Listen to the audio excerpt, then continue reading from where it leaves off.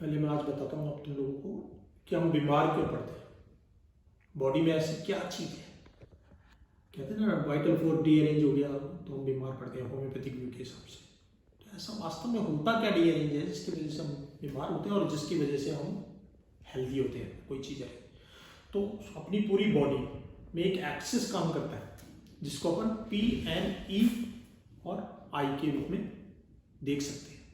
P यानी psycho thought, N यानी आपके सेंसेस और नर्वस सिस्टम, E यानी एंडोक्राइन ग्लैंड्स हार्मोन्स, और I मीन्स इम्यूनिटी यानी आपका इम्यूनोलॉजी पूरी।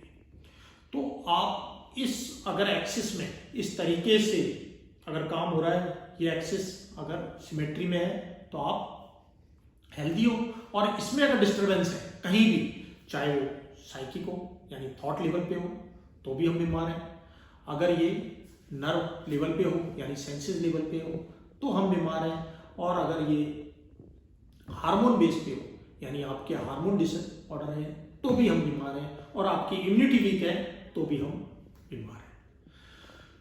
तो इस एक्सिस को जो बनाए रखता है फोर्स, उसको कोई तो फोर्स है जो इस एक्सिस को मेंटेन रखता है। अगर उसको हम वाइटल फोर्स कहें तो कोई गलत नहीं होगा, क्योंकि वाइटल फोर्स इस एक्सिस को बनाए रखता है, और वो एक्सिस अगर डिस्टर्ब होता है तो आप बीमार हो, और वो एक्सिस अगर सही होता है तो आप हेल्दी हो। अब एलोपैथिक में जो अभी वैक्सीन चल रहा है, वैक्सीन किस पे काम कर रही है? डायरेक्ट आपके इम्यून पे काम कर रही है, यानी इस एक्सिस के लास्ट पार्ट पर, और जिससे एंटीबॉडी भी क्रिएट हो जाती है और वो दोबारा उससे अफेक्ट नहीं होता।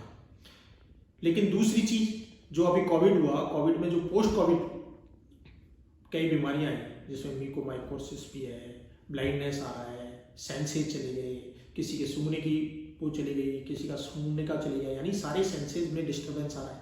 वो इसी वजह से आ रहा है कि वो एक्सिस कहीं ना कहीं डिस्टर्ब हो जाता है। वो डायरेक्ट इम्यून पे काम कर रहे हैं, और इम्यून पे जैसे दिया, अब इम्यून तो उन्होंने डिस्टर्ब कर दिया, क्योंकि वैक्सीन अगर अपन वैक्सीन दे भी रहे हैं तो वो किस पे काम करेगा? आपके केवल इम्यून पे काम करेगा। वो उसको टोटल हेल्दी नहीं बना सकता कि उसको पहले जैसा बना देगा नहीं। अगर वो बीमार हो चुका था, हाँ ये जरूर है कि आपको उसको कोविड-19 डायग्नोस नेगेटिव आएगा, उसको कोविड-19 वायरस नहीं होगा। और हमारी होम्योपैथी क्या करेगी? उस पूरे एक्सिस को लेवल में लाएगी। अगर पोस्ट कोविड में कोई हमारा ट्रीटमेंट लेता है तो उसका ये एक्सिस PNEI ये एक सिमेट्री में कर देती है हमारी दवाई, जिसकी वजह से हम उनसे फर्दर आगे हैं। जैसे हमारी वो दवाई लेते हैं, पेशेंट लेता है पोस्ट कोविड वाला, तो उसका इम्यून तो अच्छा होता ही होता है, इम्यून के ऊपर हार्मोन भी बैलेंस होते हैं, और हार्मोन्स के ऊपर उनका बताओ सेंसेस भी नॉर्मल होते हैं, यानी वो अच्छा देखने लग जाता है, अच्छा सुनने लग जाता है, अच्छा बोलने लग जाता है, अच्छा सोचने लग जाता है, और नर्व उसके सारे सेंसेस, और उस सेंसेस के साथ साथ ये तो होते हैं, इसके साथ साथ उनकी थॉट भी पॉजिटिव हो जाती है, तो वो दोबारा कभी बीमार होने के उसके चांसेस नहीं होते। उस कोविड-19 से तो निजात मिलेगी उसको, दोबारा अगर कोविड-19 आएगा, क्योंकि उसका इम्यून भी अच्छा हो गया, पूरा एक्सेस सही हो गया, और दोबारा कोई वायरस सपोज करो जो अभी नया स्ट्रेन आ रहा है या दूसरा आ रहा है, तो उससे भी वो अफेक्ट नहीं होगा।